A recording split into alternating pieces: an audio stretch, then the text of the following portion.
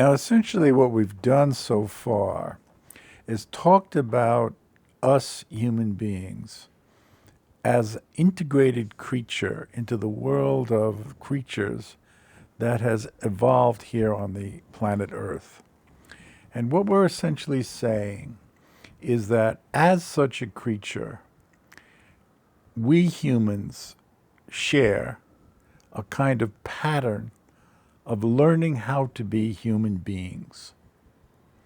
And that's why I want to be very careful about the understanding of the word learning, that it's not just a kind of intellectual learning, but it's a multidimensional kind of taking in of information. Now, I want to be very careful here in starting out to talk about a human baby. The way I like to talk about a human baby when it's born, the day it's born, if not before, because there are suggestions that we learned when we're in utero, when we're still not yet born. But at any rate, starting with day zero, day one, I like to refer to us as the smartest thing on the planet, a human baby. And I want very much to emphasize that dimension of us, the smartest thing on the planet, a human baby. Now, that's not to be confused. I think that that baby is 100% ignorant because it doesn't know anything. Why would it know anything? It's new on the planet. It has no experience of what it's like to be here. It has no experience of what it is to learn anything. It has no experience of understanding how to be a human among humans. But its abilities to learn, the listening, the taking in of information, is what I'm referring to as the smartest thing on the planet. In other words, it is radically important not to underestimate what that creature is doing. Now, if we look at a human baby in this way, what I think we need to do is absolutely turn on its head most of the assumptions we have these days about how to treat a child and what treating a child in childhood should really look like. We talk about being seen and not heard. We talk about respecting their elders. We talk about them learning how to this, that, and the other kind of task and be responsible and have discipline and all those kinds of words. But we don't assume that that human baby needs above all to be respected for who it and what it is already and what it needs to learn. So I'm arguing here that a fundamental part of our understanding of what leads to difficulties in life is that we presently do not assume that the child should be respected. We talk about it as the adult being respected.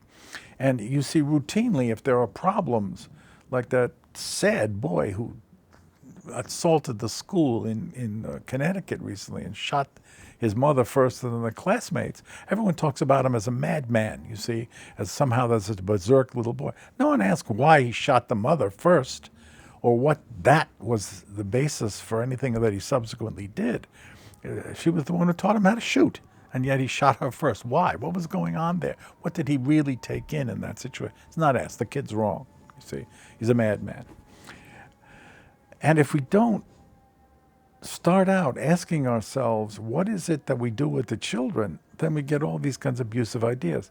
Now, one of the ideas that, I think is radically wrong, and I don't want to be misunderstood as saying that, is the tiger mother idea, because that mother is imposing on the child what the tiger mother thinks she should have the kid be. And there's no necessary respect, regard for what the child is interested in learning in that process. Never mind the other more abusive aspects of how we treat children. Now, I want to start off by saying that, in my opinion, there's absolutely no reason whatever to hit a child. As far as I'm concerned, spare the rod and spoil the child indicates that the entire book is spurious. I'm serious. I know what I'm saying here. All right? Because it is never instructive to the child to hit him or her. What does that teach the child? What does that help the child to do? It's in no way a support. It merely teaches the child that it can be disrespected, that its body can be abused, and that it's possible that it can be in some kind of danger. And that's what the child will learn from that it's in some kind of danger. And don't think we aren't quite perceptive when we learn that kind of danger. All right? The same thing will happen if harsh words are used. The same thing will happen if brutal words are used. If there's abuse, if there's put down, if there's a tone of voice which implies that the child is somehow wrong or an outlaw and so on, that eventually the child will drink that in. And some of my clients will say, why weren't they nice to me? Why didn't they like me? You see, as an expression of the kind of feeling that they came away with as a result of how they were treated. So there's a whole lot of stuff going on that is radically abusive to what a child fundamentally is, to what a child fundamentally wants to do. Now, if it wants to learn to be an adult, the way I would say it in a positive way is that the child should be supported in learning who, what he or she really is. In other words, I would say the important thing in looking at one's child, and looking at children, is to look at them in such a way as to take in, grasp, understand, recognize, help them see who and what they really are. In other words, as anyone who's had children knows, a child is not born into the world as a cipher, as a blank slate, that there's something about that child, its intelligence, its emotional learning, all the rest of it, that's already got characteristics. A few years ago, 10 to be exact, my granddaughter was born. And my daughter very kindly invited me and my wife to come and see the new child right after it was born. So I am looking at my granddaughter exactly 4 hours after she's born. I'm looking through the glass. I'm looking at this little creature in the plastic holding bin, safely germ-free in the hospital. And I stared at my granddaughter for a while. I'm good at this. And after a few minutes, I turned to my wife and my daughter and I said, be very careful. She's brilliant and has an hilarious sense of humor. My daughter later said to me she really listened to that because she took it seriously as a clue as to who this child was. Well, I'd like you to meet my granddaughter at the age of 10 these days. She's brilliant and is a real trickster. If you're not ready to put up with her crafty jokes and her way of setting the situation up, you're not ready to deal with that child. That's who she is. And insofar as my daughter, in raising her, allowed my granddaughter to be who she is, to recognize it, to nurture it, to help her be who she is, that child feels fulfilled. That child feels welcome to the world as who she is. Now, that kind of ability is present in every child that's born. It's a complicated process. I won't pretend it isn't. It's a complex process. I won't pretend it isn't. But the act of recognizing what this child is like, sensitive, intelligent, like that little girl I was watching in the airport.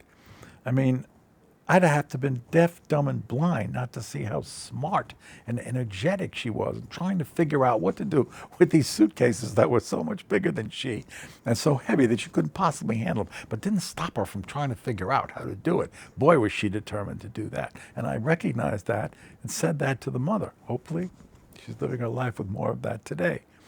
But that's what every one of us needs, is that kind of recognition. And insofar as that recognition is not present, that's the feeling of not being gotten. That's the feeling of not being seen. That's the feeling of not being recognized for whoever or whatever is really already there.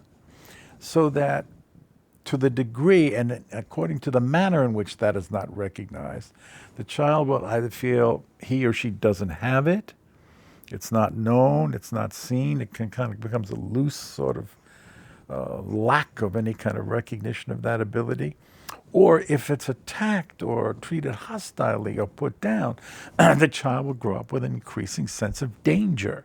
Stay away from certain things, you see. And we don't give ourselves enough credit for learning in that way, that we're listening emotionally, intellectually, visually, bodily, in every way, listening in that complex sense to whether or not we're being instructed how to be ourselves. Recognize for the individual ability, the intelligence, the beauty, the energy, the ambition, the hopes and aspiration, the emotional realities that are present, that are already there. you see. And what a child wants above all is to be respected for all of those. And I'm using that word on purpose because that's not the word we use for children. Children are supposed to learn to respect their adults. No. Children will act respectfully towards the adult world if they, in fact, have been respected, if they've been taught how to do that effectively, and will live lives effectively in the world when they know how to be themselves. You see, one of my favorite examples, is because I'm interested in this, is the composers. You know, everyone knows Mozart was learning to play music when he was 3, but few people remember that Bizet was in the conservatory at 8, that Mendelssohn had written things when he was 12, that Beethoven gave his first concert when he was 7. Now, in other words, were these unique, freak children? Or were they merely children who, in the musical world, were talented and were nurtured and allowed to grow into that and have it recognized? You see, the fact is that raised in the era pre-babyhood, that little cuddly creature, they were allowed to develop to be themselves and were recognized as such and did it at an early age. Rossini was wowing Italy at the age of 12. You see, now, if there were that many of them, then this is not uniquely a Mozart and uniquely a freak. This is what children are if they're allowed, if they're stimulated and recognized that they're on the make to be this. And it doesn't necessarily mean a musician. It just means, where does this child go? I have one client who was a brilliant football player and had a stepfather who unfortunately could do nothing to recognize that. Every time he presented the game he had successfully played, he'd be put down. It would be essentially diminished, demeaned. And so he learned to be frightened. He learned to be wary. He learned that this thing that was very precious to him, that was an ability that he had, was dangerous, you see. So I have an exercise that I ask my clients to do. This man is brilliantly beautiful. He's a beautiful man. He's tall and handsome and all of that. Very smart, very sensitive. And I said, go stand in front of a mirror. Lock all the doors and windows, pull the shades, be safe, and stand in front of a mirror to see what you feel. And he told me he could not stand there for 1 second. He stood in front of the mirror and he moved away because he's not allowed to recognize what he is. He's not allowed to acknowledge it. He's not allowed to see it. This puts him in danger and he moves away from it immediately. So anytime he wants to express, create something that's a real choice for him, he senses that danger and immediately feels the contradiction in the allowance to have anything of that sort. That's what he has learned. And that is one of the reasons he's one of my clients today. You see, that he's got that difficulty to deal with.